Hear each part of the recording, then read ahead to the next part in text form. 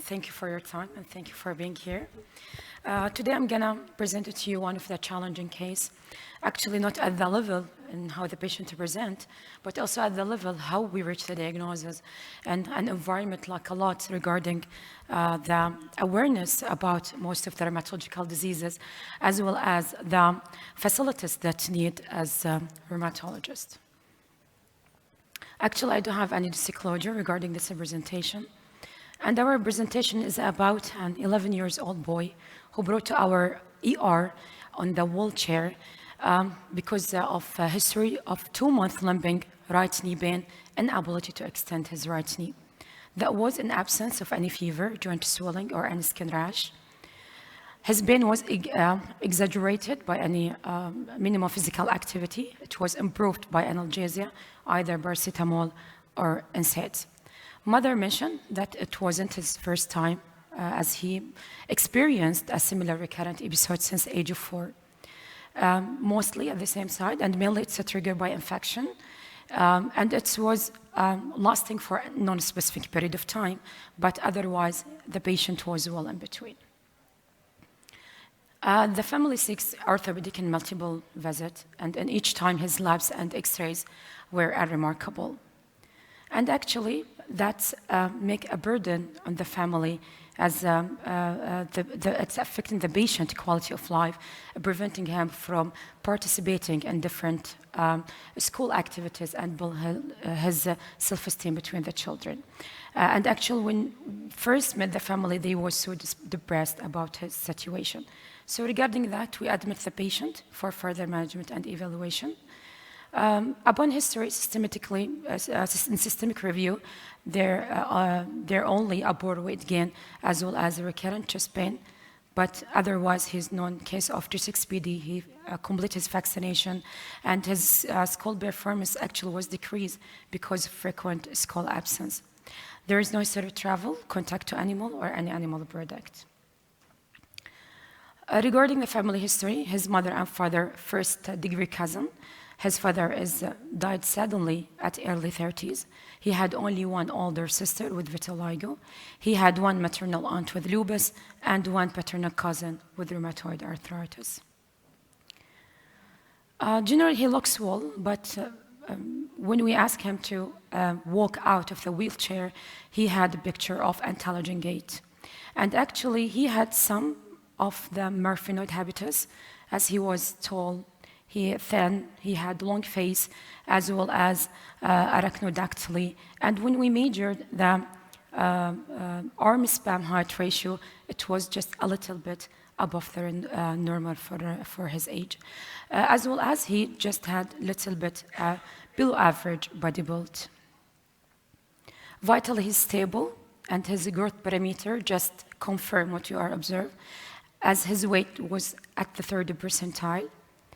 And his height was between 95 and 97 percentile. Regarding his MSK examination, was actually unremarkable, apart from that he tried to hold his knee in a flexion position because of painful and range of motion. He had a tenderness over the popliteal fossa, but otherwise there was no swelling, effusion, or any sign of hypermobility. Neurologically, apart from the generalized decrease in muscle bulk, otherwise his tone, power, and reflux all within normal. Other systemic examination were unremarkable.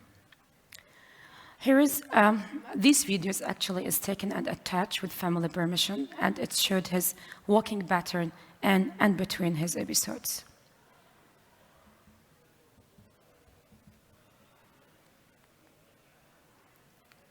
This is his normal walking. And this is when we first time see him. His initial lab was normal, apart from thrombocytosis, mild elevated ESR and CRB, but otherwise his renal, liver, bone profile were unremarkable. His bilateral knee x-rays was normal. And actually on the second day of admission, he experienced a severe spasm-like pain, not response to any regular analgesia, and makes him unable to sleep. So he received morphine by the on-call team, and he underwent MRI directly on the next day. And this is his MRI result. As it showed swelling and muscle enhancement around the right knee, suggesting of an inflammatory myositis. Otherwise, the pelvic and both thigh muscle MRI was normal. So based on that, we ordered further labs that including muscle enzyme, which came back all negative, except for the mild elevation on the D-dimer. So, in summary, this is an 11-year-old boy with a 2-month history of right knee pain. He had the recurrent similar episode since age of 4, which mainly at the same site. He was tall, thin, with Murphy-Knot habitus, looks like his father, which passed away. On right knee examination, there was no swelling effusion, but there is painful range of motion and tenderness over the popliteal fossa, sorry. An MRI, it showed myositis around the affected knee, and his lab showed only mild elevation and inflammatory marker D-dimer with normal muscle enzyme. So if we start with differential diagnosis, anyone could have some? Again? There is no symptom, eye symptom, totally. They said only the similar feature, but not similar complaint. Yeah, he's completely healthy according to the mother. Yeah, actually during the even painful episodes of the muscle pain. So we bought a list of differential diagnoses about what could it cause. Infectious myositis, like TB or Brucella, especially the chronic one. Genetic metabolic disorder, as he is dysmorphism. Malignancy for sure. And we think about the inflammatory condition like a focal myositis and could be a variant of one of our autoimmune or autoinflammatory disease. Upon genetic metabolic evaluation, they order for him skeletal survey, echo, ophthalmological evaluation, which all reveal normal result. And they said, in addition to that, the patient, he didn't show any hypermobility feature or chest abnormality, so they didn't think it's Marfan. And there are no metabolic disease presented with focal inflammatory myositis.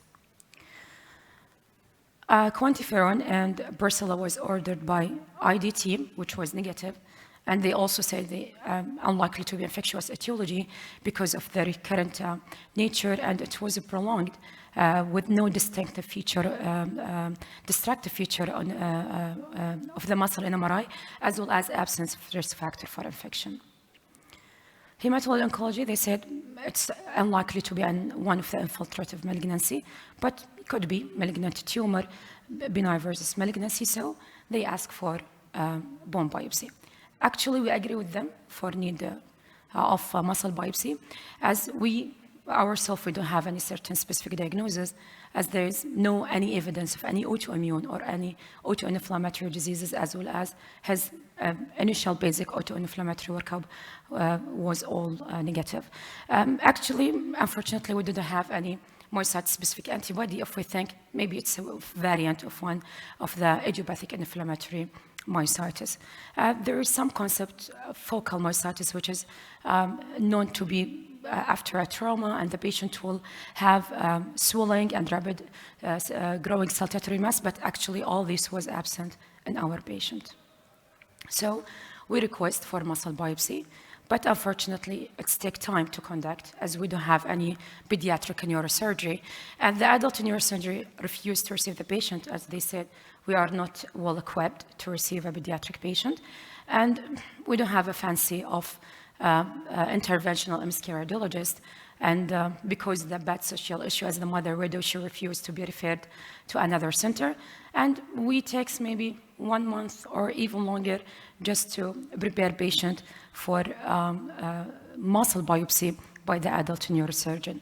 And I think just because his nature of the disease remission relapses, unfortunately, the muscle biopsy wouldn't be helpful, as it showed only focal atrophy of the muscles with no sign of any inflammation, necrosis, or any vasculitic changes. As well as we don't have any special stain to help us to figure out what's going on. So what you would do the next?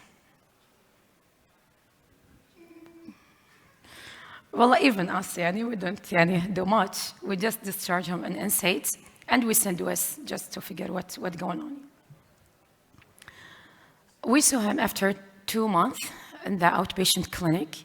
He actually had partial improvement in the NSAID. At least he can extend his legs. With mild lab change, that including decrease in platelet and little bit decrease in ESR and CRP. So we're curious to do a follow-up MRI.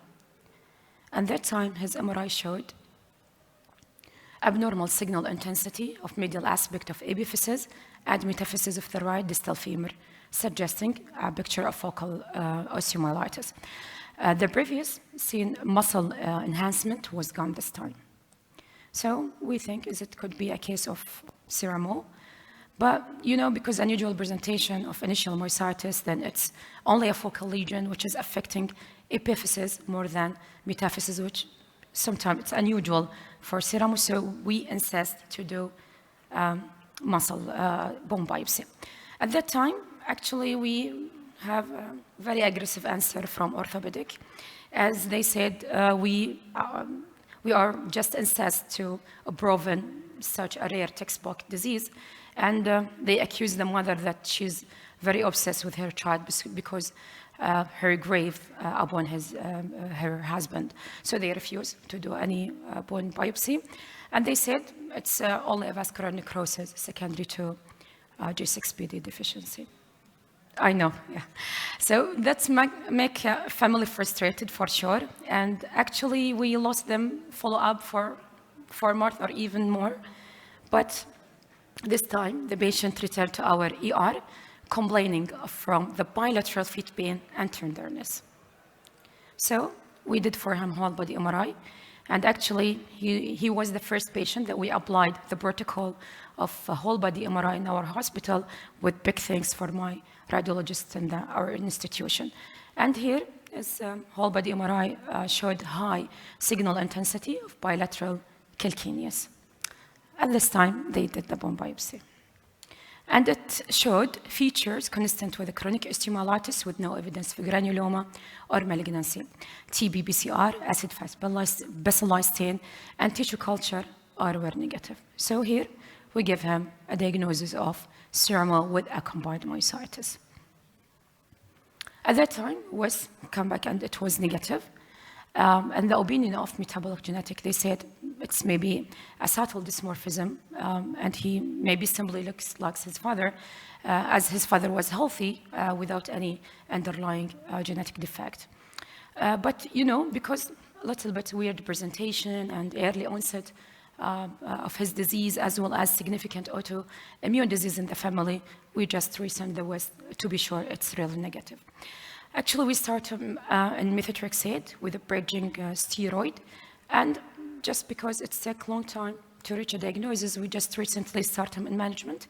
And before yesterday, we contact family after 2 weeks from starting a steroid, and the mother admitted a dramatic improvement, not only in regarding the pain, but also in his general well-being. That seems the patient is complaining from long-term chronic inflammation.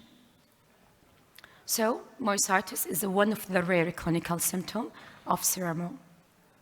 Here, based on the recent published cohort study from the Czech Republic that including 32 patients diagnosed with pediatric CRMO, and they found that these patients showed 2 distinct phenotypes. One is a bone-limited and one is a complex disease. That was based on absence and the presence of extraosseous comorbidities. They found that the bone-limited disease group have less severe disease manifestation, and most of the patients went remission with NSAIDs as well as bisphosphonate. While the patient from the complex disease group showed more severe disease manifestation, as well as the patient entered remission by more than bisphosphonate and NSAIDs. I think most of you are familiar with this, comorbidity, that including psoriasis, sweat syndrome, severe acne, as well as IBD, celiac disease, and arthritis. But here is the less common comorbidities, at which most of them are a case report, that including vasculitis, like HSB and GBA, uveitis, lung disease, sclerosing cholangitis, ulnar disease, as well as myositis. Actually, there are only 6 reported cases worldwide regarding the myositis-associated CRMO. Last 2 reports were at April and May 2020, reported in both pediatric and adult onset CRMO. Here, I'm just trying to summarize all the previous reported cases. As you see, the muscle of extremities is the most affected muscle, and there is no one of the patient showed picture of muscle weakness. Most of them had systemic feature, either weight loss, fever, or fatigability. CK was normal in all of these patients except the first one, and all of them showed only mild elevation in ESR and CRP. Regarding the relation of myositis and the CRMO lesion, it was near in the first 3 patients, and it was far away from the foci of bone lesion in the last 3. And as you see here, the management approach was variable between all these patients, but for sure, most of them need more than NSAIDs and bimodronate to win the remission. Furthermore, the whole body MRI was performed in an eye pediatric patient with CRMO in the University of Paris Hospital, showed a myositis and soft tissue reaction by MRI in some of these pediatric patients, suggesting that myositis-associated CRMO may be underreported. And that's because mainly the bone scan is poorly to identifying the myositis and soft tissue inflammation, as well as the whole body MRI is not widely available. 1 minute. The exact cause of the myositis is not well understood. Some suggest it may be just an extension of inflammation, just because the close anatomical relationship of foci, as what we say it, reactive myositis. But some say it's maybe because it's an inflammatory disease, so it's not strange to have a myositis and osteomyelitis as they sharing the same immune dysregulation mechanism. And that based on some patients they have a lesion in one side and the myositis in another side, as well as our patient, as he have a myositis before even the osteomyelitis lesion. And it's worth to mention that myositis can be also occur independently of CRMO as a part of other autoimmune disease. Here is the unique described patient with full-blown GDM, diagnosed based on the Bohan-Peter criteria. CRMO had been occurred by a couple of years following, with no clear identified shared mechanism.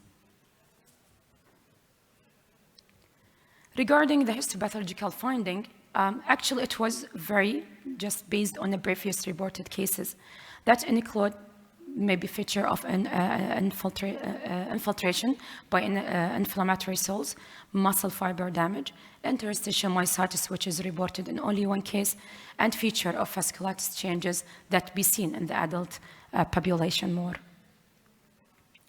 Regarding the treatment, which is also very dependent on the severity and individual patient factor, which include a multiple of the approach, but just here to highlighting that bimodronate had a limited evidence of its effectiveness, as no one patient who had myositis and osteomyelitis went remission by only bimodronate, as well as the IVIG could be used in persist and refractory disease. So at the end, take-home message, CNO is a complex autoinflammatory disease with wide variety of clinical presentation. CNO-associated myositis is a rare entity with poor understood underlying mechanism. Further research is needed to identify the correlation between CNO and myositis. The management of CNO and myositis in combination require an individualized approach based on a specific presentation. Here is the further reference, and thank you.